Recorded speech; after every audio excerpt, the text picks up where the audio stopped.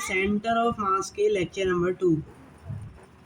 अभी तक आपने सेंटर ऑफ मास में ये समझा कि सेंटर ऑफ मास होता क्या है, और कोई भी मोशन या किसी भी ऑब्जेक्ट को हम वेट वगैरह देते हैं, कोई फोर्स लगाते हैं, तो उसके सेंटर ऑफ मास का राउंड लगता हुआ हमें नज़र आता है। अपन ने और क्या जाना था कि सेंटर ऑफ मास जो होता है वो किसी भी ऑब्जेक्ट का उन दोनों ऑब्जेक्ट को जोड़ने वाली लाइन पर ही आता है, अगर दो पार्टिकल सिस्टम है तो। और इसके बाद हमने ये जाना था कि किसी भी ऑब्जेक्ट का जो सेंटर ऑफ मास होता है वो लाइन ऑफ सिमेट्री के अलॉन्ग आता है, और इन सब से रिलेटेड हमने सारी बातें कल करी थी। और इसके बाद हमने जाना था कि सरफेस डेंसिटी क्या होता है, लीनियर डेंसिटी क्या होता है, और वॉल्यूम डेंसिटी क्या होता है। अगर हम बात करते हैं सरफेस डेंसिटी की, तो सरफेस डेंसिटी वो होता है जो मास पर यूनिट लेंथ बताता है। मास पर यूनिट लेंथ की जो डेंसिटी आती है उसको लैम्डा बोलते हैं।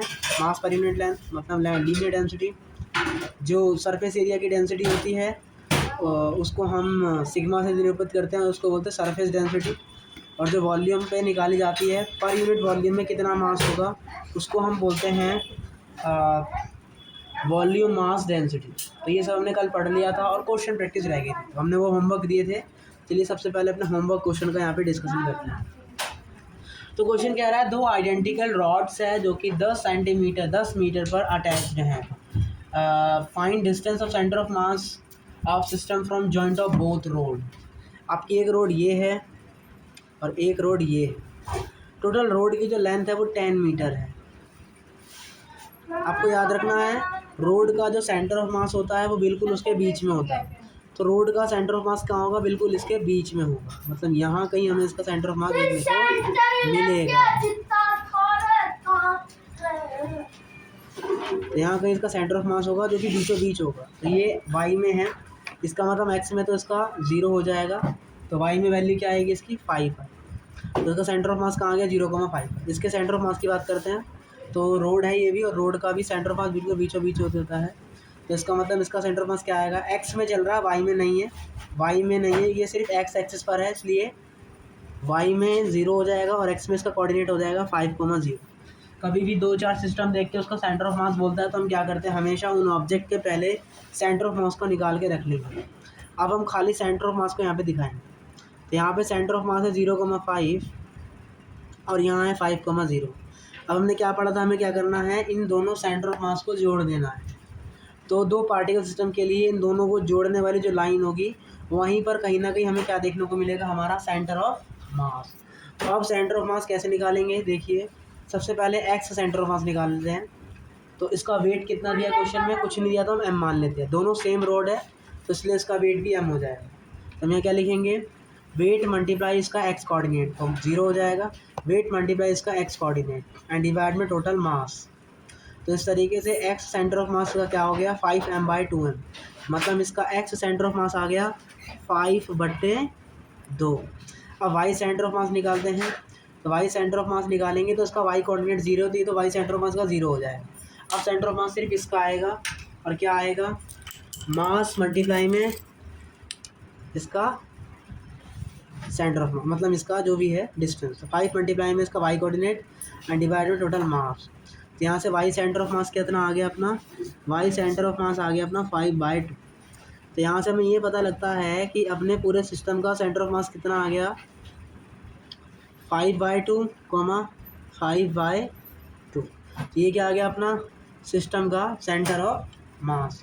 तो इसका मतलब अपना सिस्टम ये है, तो इस पूरे सिस्टम का सेंटर ऑफ मास कहाँ होगा, यहाँ कहीं होगा, कितनी दूरी पर 5/2, 5/2 पर। लेकिन उसने क्या बोला है, इसके ओरिजिन से डिस्टेंस बतानी है, तो इसका ओरिजिन यहाँ कहीं होगा।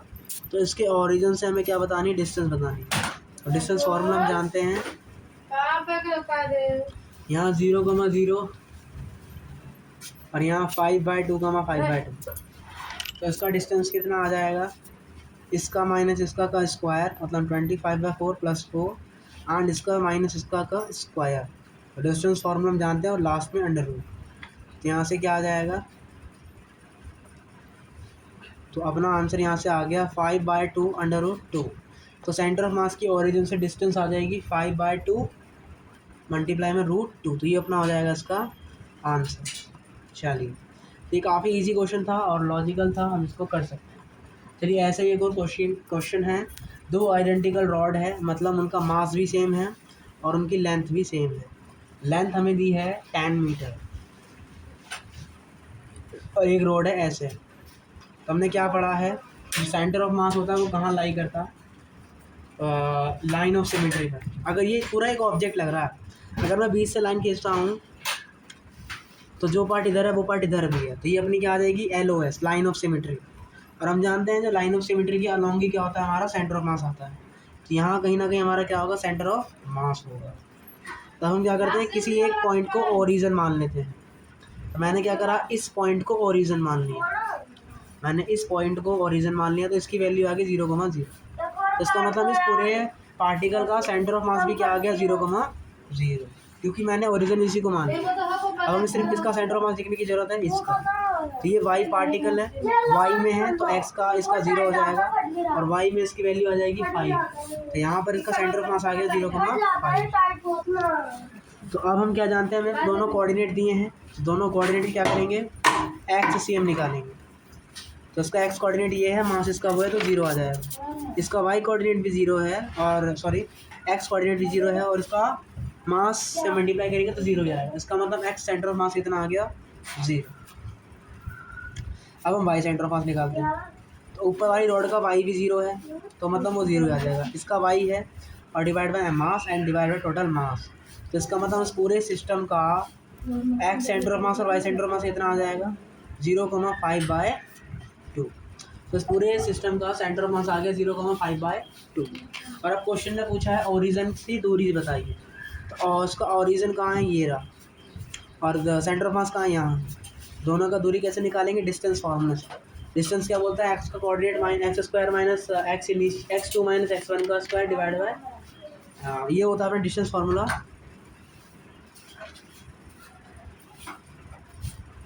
और इसका अंडर रूट, तो ये तो पूरा 0 ही हो जाएगा। इसका निकालेंगे y2 अपना कितना है 5/2 और ये कितना 0, तो 5/2 का स्क्वायर और उसका अंडर रूट। तो इस तरीके से डिस्टेंस कितनी आ जाएगी, 5/2। तो ये अपना यहाँ पे क्या हो जाएगा, इसका आंसर हो जाएगा। काफ़ी इजी क्वेश्चन हमारा ये था। चलिए क्वेश्चन नंबर 8 करते हैं। दो रोड है हमारी जो कि 10 मीटर है, attached. Find equation of curve and which centre of mass lies. Take origin at joint of both rod and x and y axis along rods. Remember both rod may have different masses. क्या है, चलिए देखते हैं। आपके पास दो road है, एक road ये रही और एक रोड ये रही। इसका हाइट भी 10 मीटर है, ये भी 10 मीटर है, और मास इसका है और इसका मास भी है। तो इसका सेंटर ऑफ मास कहाँ आ गया, बीच में लाई करेगा, और कितना आएगा 0,5। इसका सेंटर ऑफ मास कहाँ आएगा, बीच में 0,5। और सेंटर ऑफ मास कहाँ लाई करता है, दोनों LOS का। तो लाइन ऑफ सिमेट्री कहाँ है अपनी, ये अपनी क्या हो जाएगी, यहाँ पे दोनों पॉइंट को जोड़ने वाली क्या हो जाएगी, ये दोनों के सेंटर ऑफ मास को मैंने जोड़ने वाली लाइन बना दी, ठीक है। और यहाँ पर कोई भी हमें क्या देखने को नहीं मिली, लाइन ऑफ सिमेट्री देखने को नहीं मिल रही है। तो अपना ये नहीं, पार्टिकल को जोड़ने वाली जो लाइन होगी उसी के अलॉन्ग ही हमारा क्या देखने को मिलेगा, हमें सेंटर ऑफ मास। तो कैसे निकालेंगे, तो अभी हम ये सेंटर ऑफ मास निकाल के भी आए हैं। पीछे क्वेश्चन में कितना आया था, 5/2, 5/2। लेकिन इस बार आपसे क्वेश्चन में पूछी है, इक्वेशन पूछी है। तो इक्वेशन कैसे निकालेंगे, क्या होता है, इस लाइन की इक्वेशन कैसे आएगी, y बराबर mx प्लस c से। तो c क्या होता है, जितना ये y पे काटता है, तो y पे कितना काट रहा है 5, c का वैल्यू कितना आ गया अपना 5। m क्या होता है अपना स्लोप, तो इसका स्लोप कितना होगा, ये नेगेटिव डायरेक्शन में है, तो इसका मतलब स्लोप क्या आएगी, नेगेटिव। और इस स्लोप का फॉर्मूला क्या होता है, y में कितना चल रहा है 5 चल रहा है, x में कितना चल रहा है 5 चल रहा है, तो इसका मतलब इसका स्लोप कितना आ गया 1। और नीचे डायरेक्शन में इसका मतलब इसका स्लोप आ गया -1। तो y बराबर आ गया -1 + 5 और मल्टीप्लाई x। तो इसका मतलब यहाँ क्या आ जाएगा, y + x बराबर 5। तो अपने जो इसने इक्वेशन पूछी थी वो यहाँ पर हमने बता दी कि इक्वेशन क्या होगी हमारी, y + x बराबर 5। तो ये अपने यहाँ पे क्वेश्चन हो गया, क्योंकि काफ़ी ईजी क्वेश्चन था। अब आपने यही आपको इक्वेशन दिया गया है और क्वेश्चन में बोला है कौन कौन से सेंटर ऑफ मास पॉसिबल हैं ऊपर वाले सिस्टम के लिए। तो एक ऑप्शन ये रहा, एक ऑप्शन ये रहा, एक ऑप्शन ये रहा और एक ऑप्शन ये रहा। सबसे पहले यहाँ पे चेक करना है कि वो y में कितना चल रहा है। तो जो पार्टिकल है अपना वो y में कितना चल रहा है, 0 से 5 तक चल रहा है। तो मतलब y की बाउंड्री क्या आएगी, वाई 0 से 5 के बीच में ही है और एक्स भी 0 से 5 के बीच में ही है। तो इसका मतलब जो भी हमें यहाँ पे आंसर दिए हैं, पहली बात उन दोनों को जोड़ने पर 5 आना चाहिए और वो दोनों इस बाउंड्री में लाई करने चाहिए। तो ये 1 है, एक्स की वैल्यू 1 जो कि 0 से 5 में लाई करती है, इसका मतलब सही है। और 0 4 जो है वो 0 से 5 में लाई कर रहा है, इसका मतलब ये भी सही है। और दोनों को जोड़ने पर 5 आ रहा है, इसका मतलब मेरा पहला वाला आंसर सही होगा। दूसरे की बात करते हैं, तो ये अपना 2,3 ये भी दोनों बाउंड्री में लाई कर रहा है और उसका वैल्यू भी 5 आ रहा है, तो ये भी सही है, ये भी सही है। लेकिन इसमें क्या दिक्कत है, जोड़ने पर तो 5 आ रहा है लेकिन x की वैल्यू -1, लेकिन x की वैल्यू कहाँ से कहाँ तक होती है, 0 से 5 के बीच में हो सकती है। 0 से 5 में -1 लाइन नहीं करेगा, तो इसीलिए जो अपना ये वाला ऑप्शन है ये यहाँ पे गलत हो जाएगा। चलिए, इस तरीके से ये वाला भी हमारा क्वेश्चन हुआ और इसको हमने अच्छे से यहाँ पे समझ लिया। आगे बढ़ते हैं और अपना अगला क्वेश्चन यहाँ पे डिस्कस करते हैं। देखिए, आपके पास एक स्क्वायर है जिसकी साइड लेंथ है 2r और डिस्क है जिसका रेडियस है r, जो कि दोनों कॉन्टैक्ट में है। डिस्टेंस पूछा सेंटर ऑफ मास का फ्रॉम कॉन्टैक्ट पॉइंट से। चलिए, तो हमारे पास एक क्वेश्चन है, हमारे पास एक स्क्वायर है और एक सर्कल है, दोनों को हमने कॉन्टैक्ट में रखा है और इसका सेंटर ऑफ मास पूछा है। कैसे निकालेंगे एक बार देखते हैं। चलिए, सबसे पहले क्या करना है, आपको इनके सेंटर ऑफ मास को यहाँ पे लोकेट कर देना है। सर्कल का सेंटर ऑफ मास बिल्कुल बीच में होता है, यहाँ पर होगा, और स्क्वायर का भी सेंटर ऑफ मास बिल्कुल बीच में होता है, जो कि यहाँ कहीं होगा। क्या कहा है, सर्कल का रेडियस है r, तो इसलिए ये वाला पॉइंट क्या, इसको मैंने क्या मान लिया, ओरिजिन मान लिया। हमेशा ओरिजिन से ही दूरी लिखी जाती है। इस वाले पॉइंट को मैंने बोल दिया 0,0, तो इससे इस वाली डिस्टेंस पर मेरा क्या होगा, इसका सेंटर ऑफ मास, सर्कल का सेंटर ऑफ मास, और इसके पीछे वाली इस डिस्टेंस पे मेरा क्या होगा, स्क्वायर का सेंटर ऑफ मास बीचों बीच, क्योंकि यही लाइन ऑफ सिमेट्री है, तो यही क्या होगा, मेरा सेंटर ऑफ मास होगा। तो इसका सेंटर ऑफ मास कितना आएगा, इधर निकालते हैं। ये पूरा डिस्टेंस 2r है, तो इसका सेंटर ऑफ मास होगा इसका आधा, इसका मतलब यहाँ सेंटर ऑफ मास आएगा इसका r, पीछे डायरेक्शन में, इसलिए -r,0। तो अब इसको ऐसे बना सकते हैं हम, यहाँ -r,0, बीच में ओरिजिन, साइड में ये सेंटर ऑफ मास। तो पूरे सिस्टम का सेंटर ऑफ मास कहाँ आएगा, निकालते हैं। xcm बराबर मास दोनों का सेम दिया है, इसका मास भी m है और इसका मास भी m है, तो लिखते हैं x कोऑर्डिनेट मल्टीप्लाई y, तो सब 0 है तो ycm तो इसका 0 हो गया, xcm आएगा पहला -r,m प्लस r,m डिवाइड में टोटल मास, सॉल्व करके यहाँ से आंसर कितना आ जाएगा, 0। तो मतलब इसका सेंटर ऑफ मास कहाँ लाई करेगा, इसके ओरिजिन पर ही लाई करता हुआ हमें नज़र आएगा। तो पूरे सिस्टम का सेंटर मास कहाँ हो गया, 0,0। तो इन क्वेश्चनों को हमें ऐसे जो है यहाँ पे सॉल्व करना है। एक क्वेश्चन होमवर्क के लिए है, 2 से 3 क्वेश्चन होमवर्क के लिए जो कि घर से करके लेके आने हैं। तो ये आपके होमवर्क क्वेश्चन आपको जाने हैं और ये ट्राई करके लेके आना है। चलिए आगे बढ़ते हैं। अब हमें कुछ के सेंटर ऑफ मास को याद कर लेना है। देखिए, हम डिस्क की बात कर रहे हैं, तो डिस्क में आर्क का जो सेंटर ऑफ मास होता है, डिस्क अंदर से खोखली होती है, तो इसलिए डिस्क का जो सेंटर ऑफ मास होता है वो क्या होता है, 2r/θ sin θ/2, 2r/θ sin θ/2। तो हमें याद रखना है, डिस्क का जो सेंटर ऑफ मास होता है वो होता है 2r/θ sin θ/2। डिस्क का सेंटर ऑफ मास होता है 2r/θ sin θ/2। अगर हम ऐसे बना लें तो एंगल कितना हो जाएगा, 180, और 180 को हम लिखते हैं पाई। तो उसके केस में अपना सेंटर ऑफ मास क्या आ जाएगा, डिस्क का वैल्यू पुटिंग करते हैं, 2r/पाई एंड साइन π/2। साइन π/2 का वैल्यू होता है 1। तो इसका मतलब यहाँ से अपना इसका सेंटर ऑफ मास कहाँ आ गया, 2r/पाई पर। तो इस तरीके से हम जो है ये फॉर्मूले से इन चीज़ों को निकाल सकते हैं। हमें यहाँ क्या याद रखना है, डिस्क के सेक्टर का सेंटर ऑफ मास होता है 2r/θ sin θ/2, और अगर वो डिस्क है तो सेमी जो डिस्क होती है, जो कि सेमी सर्कुलर होती है, उसका जो सेंटर ऑफ मास आता है वो यहाँ से आता है, यहाँ से लेते हैं ओरिजिन से यहाँ तक, कितना, 2r/पाई। इस तरीके से आपको कोई सा भी एंगल पता होगा, आप किसी का भी सेंटर ऑफ मास निकाल सकते हैं, आपको ये याद रखना है। आगे बढ़ते हैं।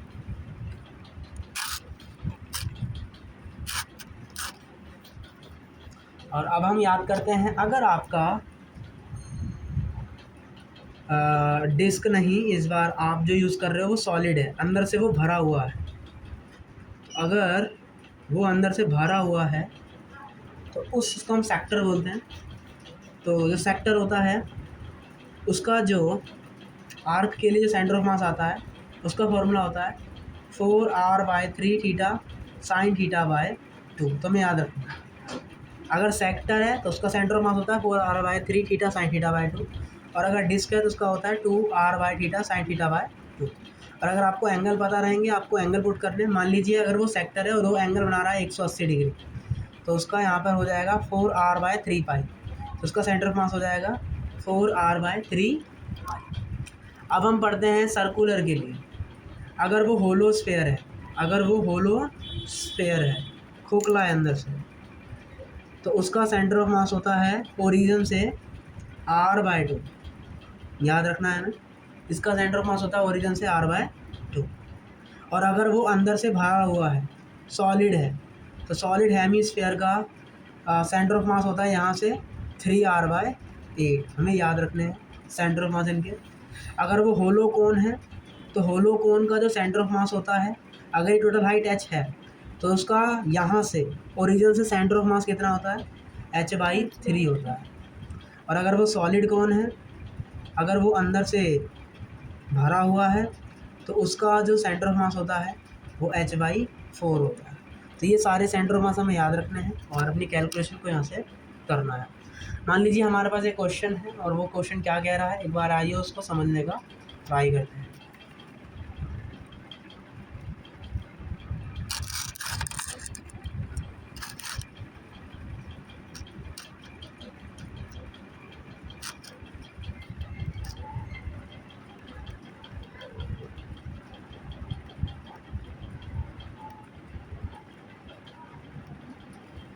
तो ये आर्क का, सर्कल का, डिस्क का, सेक्टर का, ये सारा सेंटर ऑफ मास हमने जो यहाँ पे पढ़ लिया है। ठीक है, ये जो हमने पढ़ा ना, ये डिस्क है, जो अगर अंदर से वो भरा हुआ है और 2D में है तो वो डिस्क होता है, और अगर अंदर से खोखला है तो वो रिंग होता है। याद रखेंगे, अगर अंदर से खोखला होता है तो वो रिंग है, और अगर अंदर से भरा है तो वो डिस्क है।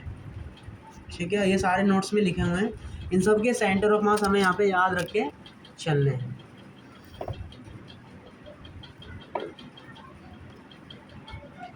और इनसे रिलेटेड काफ़ी क्वेश्चन यहाँ पे दिए गए हैं, आइए एक बार उनको करने का प्रयास करते हैं। देखिए, हमें क्वेश्चन दिया है, आपके पास एक सॉलिड कौन है जिसका रेडियस r है, ये आपका सॉलिड कौन है जो कि अंदर से भरा हुआ है, इसका नाम सॉलिड कौन है। टोटल हाइट है इसकी 4r, और इसके नीचे लगा हुआ है एक सॉलिड हेमीस्फेयर, नीचे लगा हुआ है सॉलिड हेमीस्फेयर, और हेमीस्फेयर का जो रेडियस है वो कितना है, r है। तो क्वेश्चन में बोला है अगर रेडियस 120 सेंटीमीटर है तो इसका सेंटर ऑफ मास बताओ। तो दोनों के सेंटर ऑफ मास को मिलाने वाली लाइन कौन सी होगी, तो सॉलिड कौन का सेंटर ऑफ मास यहाँ लाई करता है h/4 पर। अगर ये 4r है तो सेंटर ऑफ मास कहाँ लाई करता है, h/4 पर। हाइट 4r है, डिवाइड बाई 4, इसका मतलब उसका सेंटर ऑफ मास हो जाएगा 0,r। 0 क्यों, क्योंकि x तुम्हें चल नहीं रहा, ये सिर्फ y में है, और मैंने इसको ओरिजिन बोला है, तो इस ओरिजिन से यहाँ तक की दूरी क्या हो जाएगी, 0,r। तो ये हो जाएगा अपना सॉलिड कौन का सेंटर ऑफ मास। अब हेमीस्फेयर का सेंटर ऑफ मास निकालते हैं यहाँ से, तो हेमीस्फेयर का सेंटर ऑफ मास हो जाएगा यहाँ से यहाँ तक 3r/8। तो अब अगर इसको अलग बना लेते हैं तो ये ऐसा कुछ बन रहा है, ये ओरिजिन है, ये नीचे वाला पॉइंट है, सिर्फ y में आएगा क्योंकि x में तो वैल्यू 0 है, और ये वाला पॉइंट है अपना r। तो सिस्टम का सेंटर ऑफ मास कैसे लिखेंगे, और दोनों का मास कितना दिया है हमें, सॉलिड कौन, और दोनों का मास हमें यहाँ पे नहीं दिया है, तो मास कैसे निकालेंगे।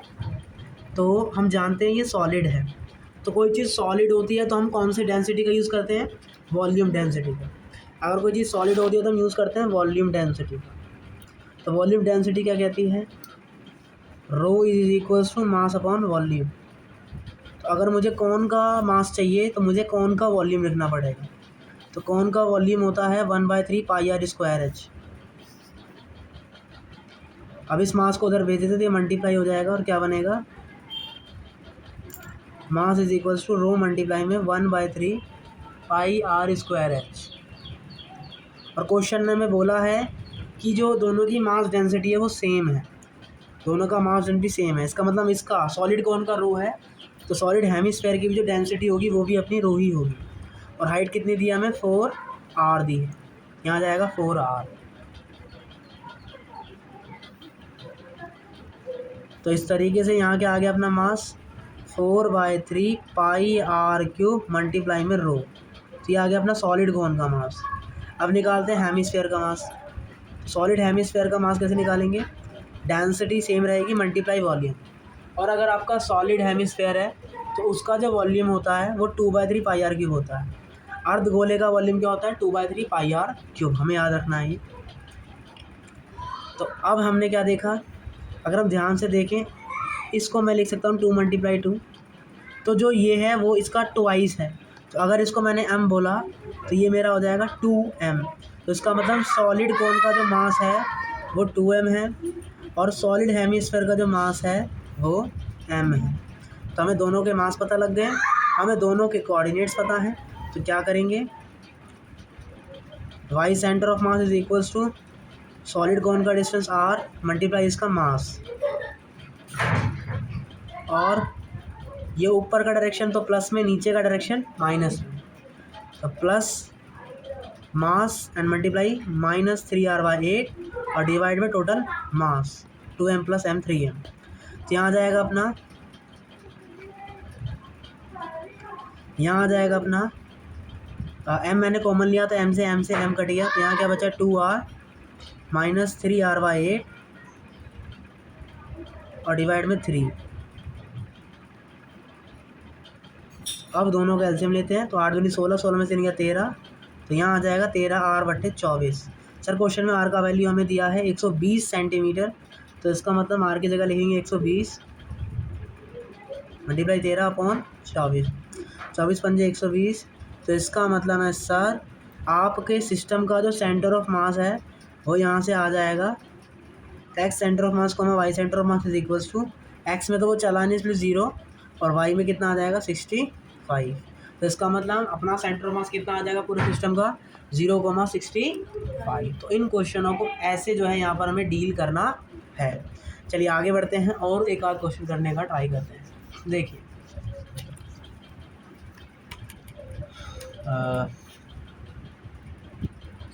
आपके पास एक स्क्वायर है, यही सेम क्वेश्चन है, एक स्क्वायर है और एक सर्कल है। इसका रेडियस है 2r और इसका रेडियस है r। तो इसका सेंटर ऑफ मास यहाँ कहीं लाई करेगा। इसको मैंने बोल दिया ओरिजन, इसको बोल दिया मैंने ओरिजन 0,0।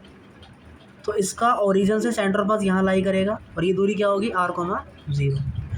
और इसका सेंटर ऑफ मास यहाँ से यहाँ लाई करेगा और ये दूरी क्या होगी -r,0। तो हमें कोऑर्डिनेट पता लग गया, हमने सेंटर ऑफ मास पूछा है। लेकिन इस बार क्वेश्चन में क्या बोला है, दोनों का मास अलग है। तो दोनों का मास, और हमें क्वेश्चन में दिया है दोनों की जो डेंसिटी है वो सेम है। तो हमने पढ़ा है डेंसिटी से मास निकाल सकते हैं। ये एक स्क्वायर है और एक डिस्क है, एक स्क्वायर है और एक डिस्क है। तो जो स्क्वायर होता है वो 2D होता है, इसका मतलब वहाँ पर हम एरिया लेते हैं। और अपना जो दूसरा सर्कल है डिस्क है उसका भी हम क्या लेंगे, एरिया लेंगे।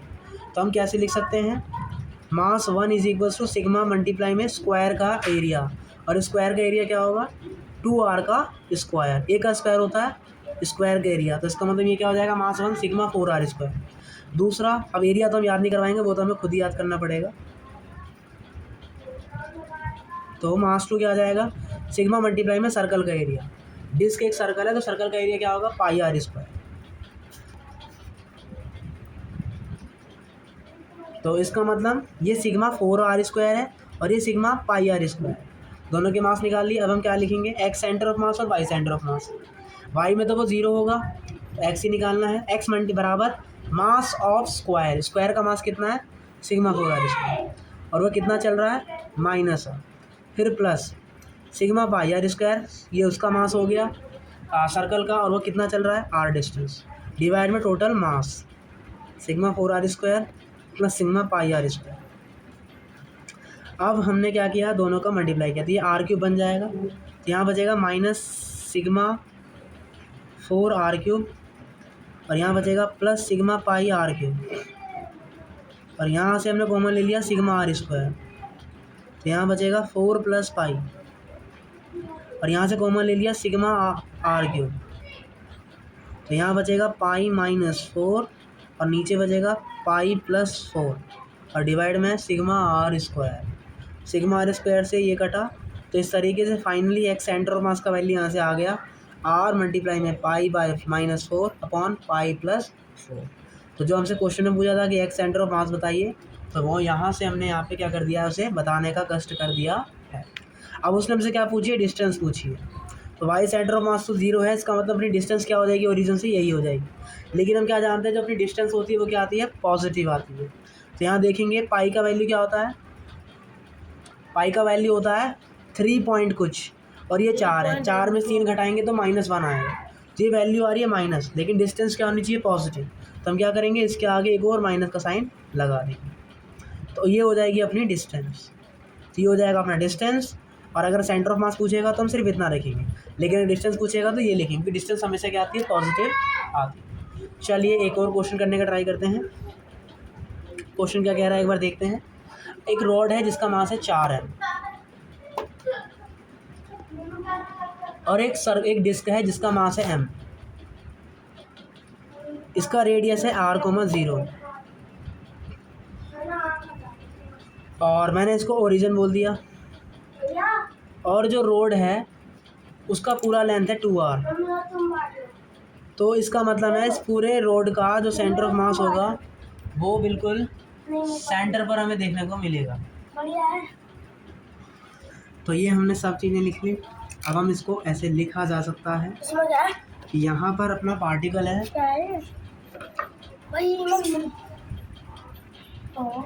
यहाँ पर अपना पार्टिकल है -r,0 और इसका मास है 4 है। और दूसरा पार्टिकल है जिसका मास है m और ये है r,0। तो अब y में तो 0 होगा, तो इस तरीके से एक्स सेंटर ऑफ मास निकाल सकते हैं। डायरेक्ट वैल्यू पुट करेंगे और अपना क्या आ जाएगा, एक्स सेंटर ऑफ मास। तो ये आपके लिए होमवर्क है, यू कैन ट्राई। एक क्वेश्चन बहुत भयंकर क्वेश्चन है और वो हम जरूर ट्राई करेंगे, वो समझने का ट्राई करें। थोड़ा सा हार्ड क्वेश्चन। क्वेश्चन क्या कह रहा है, आपके पास एक रोड है, ये पूरा रोड है और इसकी रोड का लेंथ है l। इस बार आपको डेंसिटी दी है और डेंसिटी वेरिएबल है ax + b और आपको मास नहीं दिया है। और इसका आपसे क्या पूछा है, सेंटर ऑफ मास पूछा है और टोटल मास पूछा है। तो क्या करते हैं, जब भी आपको लैम्डा दे दे, कभी भी आपको किसी भी क्वेश्चन में सेंटर ऑफ मास निकालने के लिए लैम्डा देता है, तब हम उसका सेंटर ऑफ मास निकालने के लिए क्या करते हैं, इस फॉर्मूले का यूज़ करते हैं। देखिए ये एक्स एक्सिस में बैठा है, तो इसका मतलब वाई में तो इसका सेंटर ऑफ मास 0 हो जाएगा। तो हमें सिर्फ क्या निकालने की जरूरत है, y centre of mass, x centre of mass. तो एक्स सेंटर ऑफ मास कैसे निकाल सकते हैं, integration of x d m upon integration of d m. तो हम क्या करेंगे, सबसे पहले इस एक्स एक्सिस पे जाकर इस पूरे रोड का एक छोटा सा टुकड़ा पढ़ लेंगे और इस छोटे से टुकड़े का लेंथ हो जाएगा dx। तो इसका मतलब क्या लिखेंगे यहाँ पर हम, dx। अब हमें मास चाहिए। हमने पढ़ा है डेंसिटी को मास के टर्म में लिखना होता है, कैसे लिखते हैं, ये रोड है तो उसका मतलब यहाँ पे सर लीनियर मास डेंसिटी आएगी। तो लीनियर मास डेंसिटी बराबर क्या होता है, मास अपॉन लेंथ। आपने छोटा सा मास लिया है तो इसलिए dm जाएगा। और इस पूरी लेंथ को मैं एक्स लेंथ पे जाके ये पकड़ा हूँ। मैंने क्या किया है, मैंने किया क्या है, ये रोड है, इस रोड पे मैं गया, रोड पे मैंने एक्स लेंथ चली और उस एक्स लेंथ पे चल के मैंने एक डी एक्स लेंथ का छोटा सा पार्टिकल पकड़ा। तो इसका मतलब मास कितना लूँगा मैं, छोटा सा टुकड़ा है उसका मास कितना होगा, dm होगा और लेंथ मैं लूँगा x। तो इसका मतलब dm का वैल्यू क्या आ जाएगा यहाँ से, लैम्डा इंटू एक्स। तो ये अपना हो जाएगा टोटल मास। तो इसका मतलब जो मैंने यहाँ पे लिखा है, तो इसकी जगह मैं यहाँ पे क्या यूज़ करूँगा, यहाँ मैं यहाँ पे यूज़ करूँगा अपना dm की जगह मैं लिखूँगा lambda dot x dx upon lambda dot x और इसका इंटीग्रेशन। लैम्डा चूंकि वेरिएबल है तो उसको आप कांस्टेंट नहीं ले सकते, तो लैम्डा का वैल्यू हमें दिया है क्वेश्चन में ए एक्स प्लस बी, तो इसका मतलब यहाँ पर हम क्या लिखेंगे लैम्डा की जगह A X plus B and multiply में X D X and divided में A X plus B and multiply में यहाँ क्या आएगा आपका एक्स। अब इसका यहाँ पे क्या कर देंगे इंटीग्रेशन कर देंगे। यहाँ एक छोटा सा मिस्टेक हुआ है, इसका लेंथ जाता है ना कि ये वाला लेंथ, ठीक है, हमने इसका लेंथ लिख दिया गलत है, इसका लेंथ जाएगा। ये छोटा सा ब्लॉक है ना, तो छोटे सा ब्लॉक का मास कितना डी एम और इसकी लेंथ कितनी है डी एक्स, तो हम क्या लिखेंगे लैम्डा बराबर d m upon d x, तो डी एम कितना आ जाएगा लैम्डा इंटू डी एक्स, और यहाँ पर जो आप एक्स लिख रहे हो वो टोटल एक्स जाएगा, जो आपने चला है वो जाएगा यहाँ पर। तो इस तरीके से हम क्या लिख सकते हैं एक्स सेंटर ऑफ मास बराबर lambda dot x D x, और यहाँ पे क्या जाएगा लैम्डा डॉट डी एक्स, ठीक है। अब हमें क्या करना है खाली इंटीग्रेशन, इसका इंटीग्रेशन करेंगे तो ए एक्स स्क्वायर का कितना आ जाएगा ए एक्स क्यूब बाई 3 और इसका कितना आ जाएगा बी एक्स स्क्वायर बाई 2, नीचे का करेंगे तो A X square by 2 and B X, तो इस तरीके से ये अपना यहाँ पे क्या आ जाएगा एक्स सेंटर ऑफ मास। तो ये हमसे क्वेश्चन में पूछा था, और देखिए हमें लिमिट भी चढ़ानी होगी, तो x बराबर 0 पर 0 होगा, और अगर मैं उस पूरी रोड को चला दूं तो उसका टोटल लेंथ कितना जाएगा l, तो लिमिट चढ़ेगी 0 से l, तो इनिशियल तो 0 हो गया, इसका मतलब अब x की जगह क्या रखेंगे l रखेंगे। तो इस तरीके से यहाँ पर अपना आंसर कितना आ गया a l cube by 3 plus b l square by 2 a l square by 2 plus b l, तो ये अपना आ जाएगा यहाँ से एक्स सेंटर ऑफ मास। तो लैम्डा अगर वेरिएबल होता है तो अपने क्वेश्चनों को ऐसे जो है किया जाता है, और हमेशा याद रखेंगे हमें जो कंपोनेंट करने हैं वो किसके अलॉन्ग करने हैं, लेंथ के अलॉन्ग ही हमें कंपोनेंट करने हैं, हमें हमेशा लेंथ के अलॉन्ग क्या करने होते हैं कंपोनेंट करने होते हैं।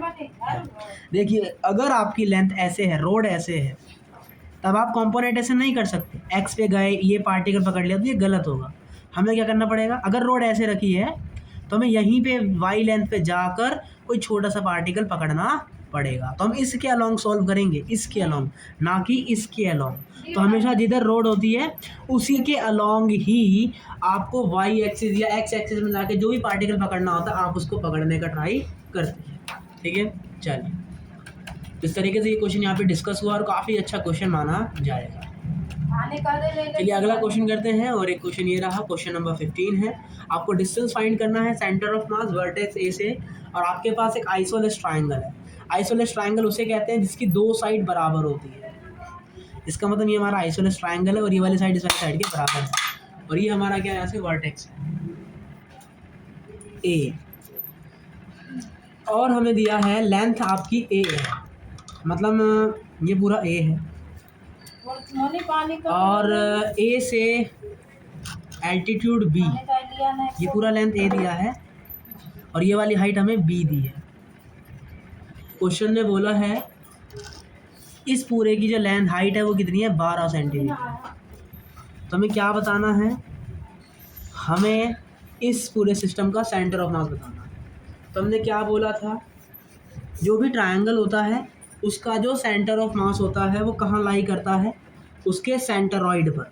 हमेशा याद रखें किसी भी ट्रायंगल में उसका जो सेंटर ऑफ मास होता है वो कहाँ ही लाई करता है, उसके सेंटरॉइड पर। और सेंटरॉइड कहाँ होता है, बिल्कुल बीचों बीच, यहाँ कहीं सेंटर ऑफ मास हमें देखने को मिलता है। और हमेशा याद रखना है आइसोलेस ट्रायंगल में जो सेंटरॉइड होता है वो इस वाली लाइन को 2:1 में क्या करता है, डिवाइड करता है। तो वो इस लाइन को कितने रेशो में डिवाइड करेगा, 2:1। तब हमें क्वेश्चन में क्या क्या दिया है एक बार ध्यान देते हैं। हमें इसका वैल्यू क्या दिया है, हमें टोटल हाइट कितनी दी है 12, और हमें क्या चाहिए इसका वैल्यू बताना है centre of mass. X centre of mass तो 0 होगा क्योंकि ये सिर्फ वाई में है, तो हमें वाई सेंटर ऑफ मास जो है यहाँ पे बताना है। तो हमें किसकी जरूरत पड़ेगी, वाई कोऑर्डिनेट। हम क्या जानते हैं ये इसको कौन से रेशो में बांटता है, 2:1। तो मुझे कौन सी लेंथ चाहिए, वाई सेंटर ऑफ मास, और मुझे किससे चाहिए, वर्टेक्स ए से, मतलब मुझे यहाँ से लेकर यहाँ तक का क्या चाहिए, लेंथ चाहिए। तो अगर टोटल लेंथ सर 12 है और ये 2:1 में डिवाइड करता है तो ये लेंथ कितनी निकालेंगे, कैसे निकालेंगे, देखिए टोटल कितने रेशो में डिवाइड कर रहा है, 2:1, दोनों को प्लस कर देंगे, 2 + 1 कितना आ जाएगा 3। अब 3 को भाग करेंगे 12 से तो कितना आ जाएगा 4। इसका मतलब एक टुकड़ा कितने भाग में भाग कर रहा है, हमें कितने टुकड़े का चाहिए 2 तो इस तरीके से यहाँ पे कितना आंसर आ जाएगा 8। तो इस तरीके से अपना वाई सेंटर ऑफ मास का वैल्यू कितना आ गया 8 सेंटीमीटर। तो ये क्वेश्चन थोड़ा हार्ड माना जाएगा और काफ़ी अच्छा क्वेश्चन भी ये है। चलिए तो क्वेश्चन में यहाँ पे डिस्कस कर लिया और जो भी कहानी थी उन सभी को हमने यहाँ पे समझने का ट्राई कर लिया है। चलिए आगे बढ़ते हैं और अब हम डिस्कस करते हैं कैविटी रूल का। कैविटी रूल इलेक्ट्रोस्टैटिक्स में और हर जगह यहाँ पे काम आते हुए नज़र आएगी। तो हम कैविटी रूल को समझने का ट्राई करते हैं, एक आध क्वेश्चन करते हैं और आज की क्लास को इतना ही रखेंगे। चलिए तो कैविटी रूल क्या कहता है, जैसे मान लीजिए आपका ये सिस्टम है और आपको इसका क्या निकालना है, इसका आपको सेंटर ऑफ मास निकालना है। इसका मास m है और इसका सिग्मा डेंसिटी सिग्मा। तो इसका अगर आपको सेंटर ऑफ मास निकालना है तो आप कैसे निकालेंगे, आपने क्या करा, इस पूरे पार्ट में से ये टोटल ये पार्ट था पूरा, ये एक सेकंड, ये पूरा ये पार्ट था, ये पूरा ऐसे था, लेकिन हमने क्या किया, इसका जो ये वाला पार्ट होता है इसको हटा दिया यहाँ से, इसको यहाँ से क्या कर दिया, यहाँ से हटा दिया। तो अब ये वाला पार्ट बचा है। तो इतने पार्ट का सेंटर ऑफ मास हमसे जो है क्वेश्चन में पूछा। तो इसको कैसे करें, तो इसको करने के लिए हमें क्या करना है, हमेशा क्या करेंगे, ये कैसे बना होगा, एक तो पूरा ये वाला सिस्टम होगा और एक ये छोटा वाला सिस्टम होगा। क्योंकि इसने इसमें से निकाला है इसका मतलब यहाँ क्या लगाना पड़ेगा, माइनस साइन लगाना पड़ेगा। समझते हैं। अगर मैं क्या करूं,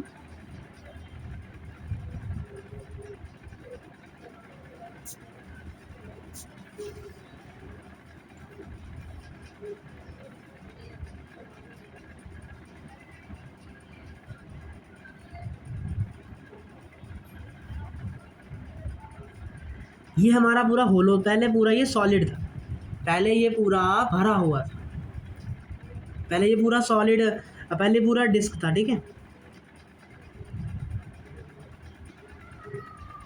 पहले ये पूरी आधा डिस्क कहें तो ये हमारा सॉलिड हेमीस्फीयर था।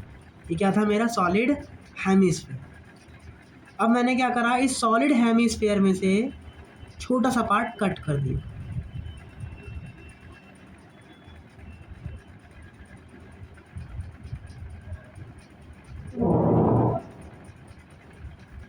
ये मेरा पूरा सॉलिड हेमीस्फीयर है।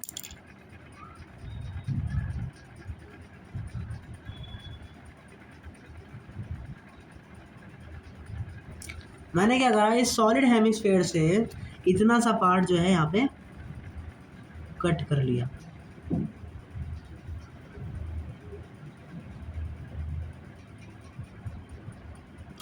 यहाँ से मैंने तो पार्ट क्या कर लिया, यहाँ पे कट कर लिया। जब मैंने ये पार्ट कट किया, इतना पार्ट मैंने यहाँ से क्या कर लिया, कट कर लिया, और इस कटे हुए पार्ट को मैंने तो पार्ट यहाँ से कट कर दिया। तो क्या यही वाला सिस्टम बन गया। तो इसका मतलब क्या है, अगर मैं क्या करूँ, इस वाइट वाले पार्ट को हटा दूँ, मतलब जैसे पहले था ये वैसे का वैसा रख दूँ, और इसमें से ये वाला पार्ट माइनस कर दूँ, ये इतना हटाया है, इतना क्या कर दूँ, माइनस कर दूँ। तो जब आप दोनों को ज्वाइन करोगे, क्या करेंगे, दोनों को ज्वाइन करेंगे, हमारा यही हो गया।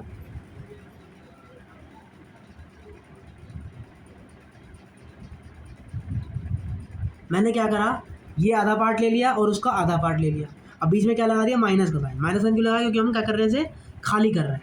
तो अगर मैं वापस से यहाँ पे रखूँगा तो मुझे क्या मिल जाएगा, सेम ये वाला सिस्टम मुझे यहाँ पे मिल जाएगा। जैसा सिस्टम यहाँ मुझे दिख रहा था वैसा ही सिस्टम मुझे यहाँ पे देखने को मिल जाएगा।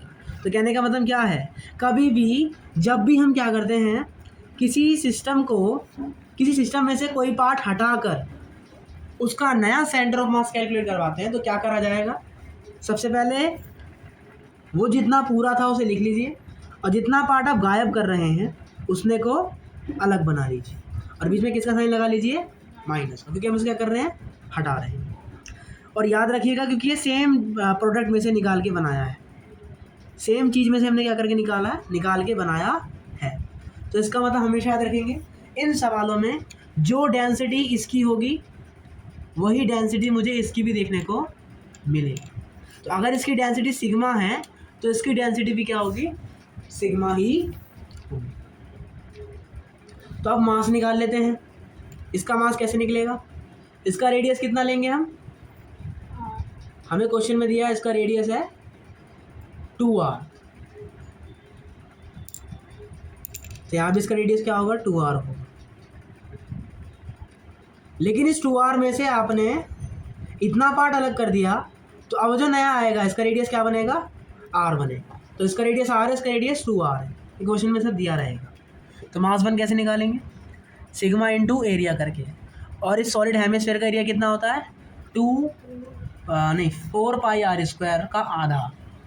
अगर हम सिग्मा की बात कर रहे हैं तो सिग्मा के टर्म में इसका जो एरिया होगा वो कितना होगा, 4 पाई r स्क्वायर, क्योंकि यहाँ वॉल्यूम नहीं लेंगे, यहाँ सिग्मा लेंगे।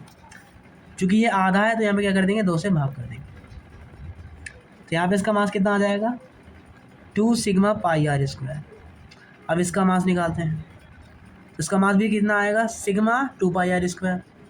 लेकिन यहाँ रेडियस कितनी थी, 2r थी, तो यहाँ कितना लिखेंगे, 2r का स्क्वायर, तो कितना बन जाएगा, 4 से मल्टीप्लाई और हो जाएगा। और यहाँ कितना रहेगा अपना, 2 सिग्मा पाई r स्क्वायर। तो अगर मैं इसको m बोलता हूँ तो ये मेरा क्या लिखा है, 4 मल्टीप्लाई में ये वाला पूरा पार्ट, तो इसका मतलब मेरा मास वन कितना आ गया 4m और मास टू कितना आ गया मेरा m। तो अब मास पता है और बस सेंटर ऑफ मास की बारी है। देखिए सॉलिड हेमिस्फीयर का सेंटर ऑफ मास कितना होता है, 3r/8 और रेड नहीं 4r/3। अगर वो सॉलिड हेमिस्फीयर होता है तो क्या आता है हमारा 3r/8, लेकिन ये क्या है, डिस्क है। क्वेश्चन में क्या दिया, ये डिस्क है।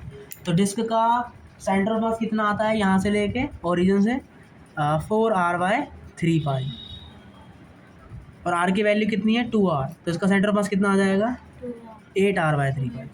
और छोटे से पार्ट का सेंटर ऑफ मास कितना आएगा, उसका रेडियस r है तो उसका सेंटर ऑफ मास कितना आ जाएगा 4r/3 पाई। तो अगर आपको दो के कोऑर्डिनेट पता हो और सेंटर ऑफ मास निकालना हो तो कैसे निकालेंगे, तो हम लिखेंगे x सेंटर ऑफ मास बराबर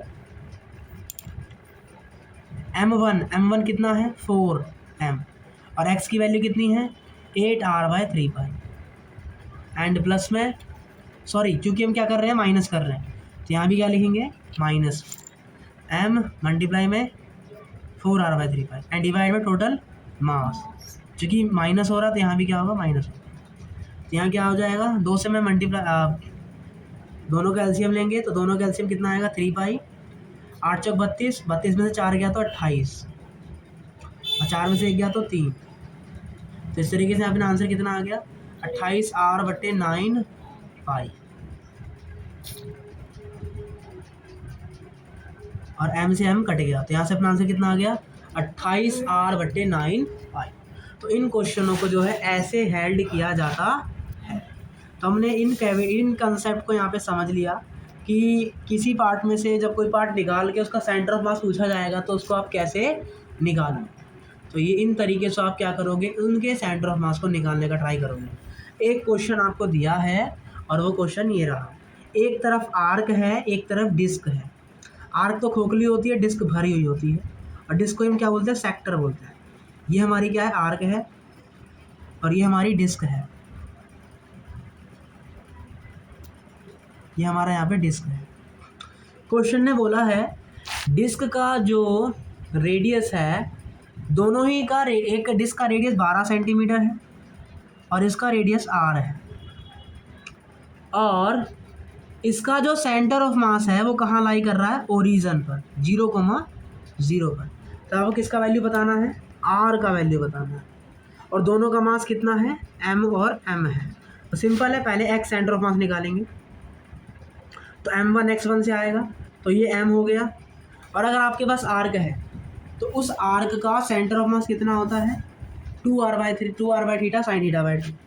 तो ये थीटा, तो ये भी अपना क्या होगा थीटा ही होगा, तो कितना आ जाएगा 2r theta sine theta by 2 और मल्टीप्लाई में मास, प्लस इसका डिस्क का सेंटर ऑफ मास कितना होता है 4r/3 थीटा मल्टीप्लाई में sine 4r/3 theta sine theta by 2 और मल्टीप्लाई में मास एंड डिवाइड में टोटल मास 2m, ये आ गया।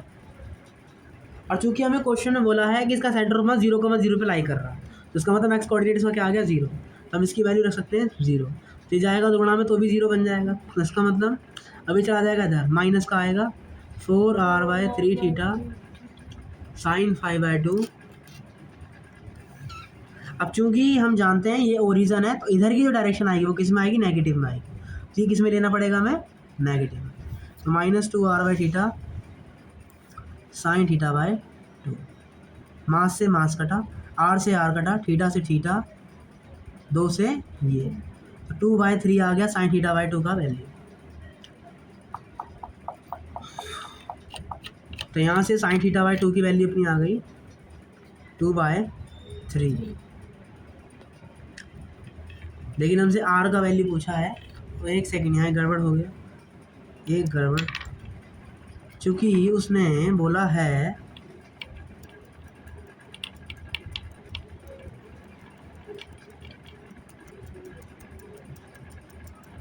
क्वेश्चन ने हमें बोला है कि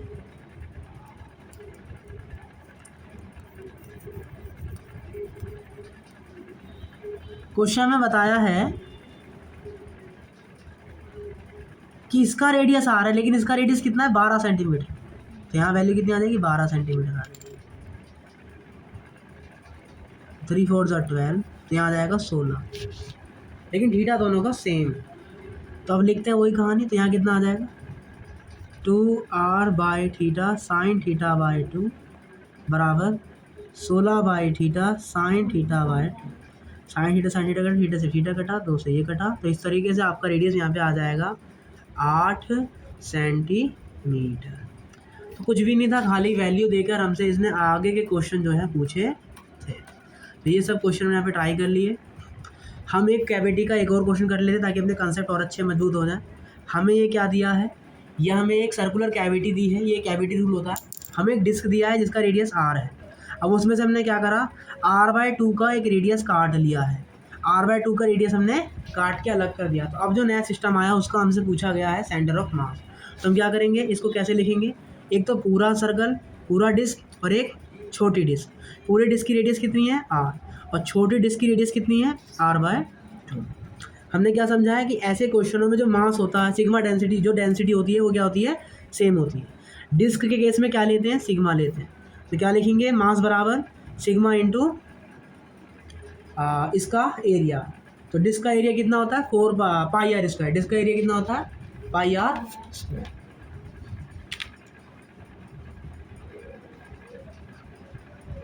और यहाँ बीच में साइन कौन सा आएगा, माइनस का आता है। इसका लगाते हैं, इसका मास कितना निकलेगा सिग्मा इंटू इसका रेडियस कितना हो गया r/2, तो यहाँ क्या हो जाएगा सिग्मा बाय पाई r²/4। अगर मैं इसको m बोलता हूँ तो ये मेरा क्या होगा, अगर मैं 4 से ऊपर नीचे मल्टीप्लाई कर दूँ तो ये मेरा पूरा क्या बन जाएगा m। तो इसका मतलब इसका मास कितना आ गया 4m। इसका मतलब इस वाली का मास है 4m, इस वाली का मास है m।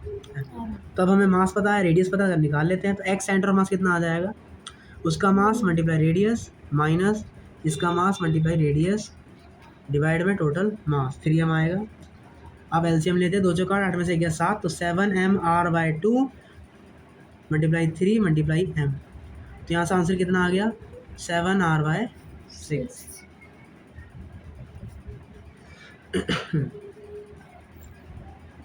इस तरीके से ही अपना यहाँ पे क्या हो जाएगा, आंसर हो जाएगा। तो इन क्वेश्चनों को ऐसे करना है। बाकी के क्वेश्चन होमवर्क में है, करीबन 4-5 क्वेश्चन होंगे, वो घर से करके लेके आने हैं। ये हमारा सेंटर ऑफ मास का लेक्चर नंबर 2 यहीं तक। और कहाँ हमें अपने TSC JNET के चैनल को खोलना है और यहाँ पर सेंटर ऑफ मास की सारी PDF भेज दी गई है। उसमें से लेक्चर 1 की PDF करवा दी गई है, लेक्चर 2 का PDF हो चुका है और लेक्चर 3 का भी PDF हमने यहाँ पे करवा दिया है। आपको क्या करना है, इन तीनों लेक्चरों के जितने भी आपको नोट्स में क्वेश्चन है वो रीट्राई करने हैं, HW करना है और ये DPP फिर से सॉल्व करनी है। मिलते हैं कल लेक्चर नंबर 3 में, तब तक के लिए टाटा बाय बाय, जय हिंद।